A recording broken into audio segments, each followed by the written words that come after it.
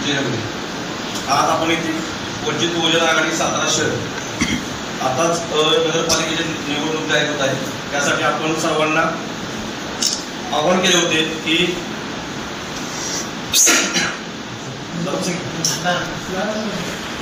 आपल्या वार्डातून आपल्या प्रभागातून इच्छुक असतील त्यांनी वंचित बहुजन आघाडीकडून त्यांना जर निवडणूक लढवायची असेल तर त्यांना आपण आवाहन केलं होतं की आज तुम्ही आपल्याला संमती दाखवावी वंचित बहुजन आघाडीकडून खेळण्यासाठी।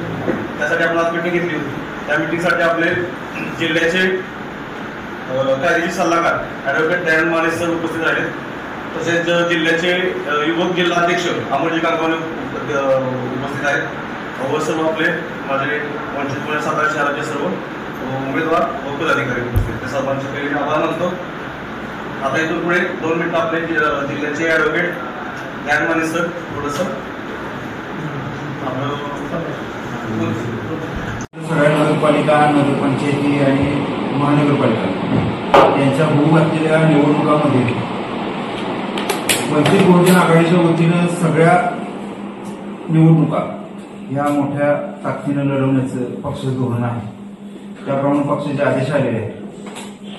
सातारा जिल्ह्यामधील ज्या ज्या नगरपालिका आहेत, नगरपंचायती आहेत, त्यामध्ये सुद्धा आपण ताकदीने त्या निवडणुका लढणार आहे। आता सातारा जिल्हा,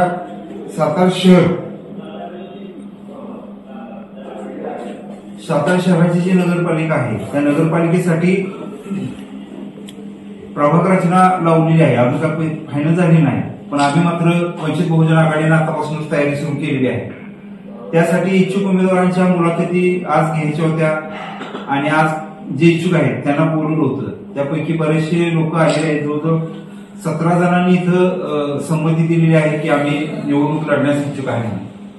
आता या इच्छुक निवडणुकीचे उमेदवार जे आहेत ते सगळे फ्रेश आहेत। म्हणजे आम्ही वंचित बहुजन आघाडीच्या वतीनं जुने गुळगुळीत झालेले किंवा अनेक वेळा निवडून आलेले जे पदाधिकारी आहेत ते काय आम्ही नगरसेवक पुन्हा रिपीट करणार नाही।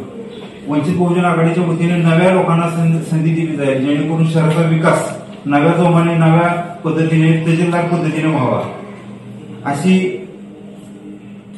शहराध्यक्ष मिलिंद कांबळे यांची इच्छा आहे।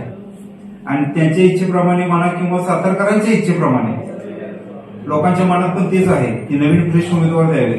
त्या पद्धतीनं नवीन फ्रेश उमेदवार देऊन आम्ही ही निवडणूक लढवणार आहोत। त्यासाठी इच्छुक उमेदवारांनी आमचा संपर्क करावा।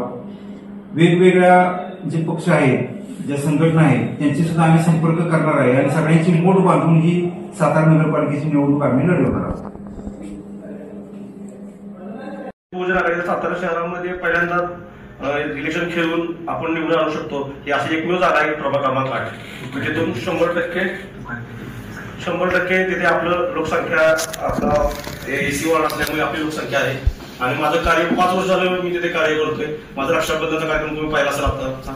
मला 1200 का 1300 महिलांनी रक्षाबंधनचा कार्यक्रम 1200 महिलांनी राखी बांधली होती। त्याच्यामुळे तो महिलांचा सपोर्ट आहे। मी पूर्णपणे महिलांवर काम माझं चालू आहे। मी तिथले रस्त्याचे प्रॉब्लेम, गटराचे प्रॉब्लेम, मी त्यांना पूर्णपणे जो काय असेल अडचणीचा काळ तो मी सक्सेस करत असतो। दरवेळेस मला रात्री 12-1 वाजता पण येतात त्याचे, कोणालाही कसलाही प्रॉब्लेम आला त्यांच्या घरात बाळ झालं तरी पण येतात आणि कोण मैत झालं तरी मला फोन असतो। एवढं माझं कार्य आहे। त्यामुळे तिथे मला तिकीट मिळाली तर 100% आपण तिथे विजय वंचित बहुजन आघाडीचा नारा तिथे 100% फुटेल। जय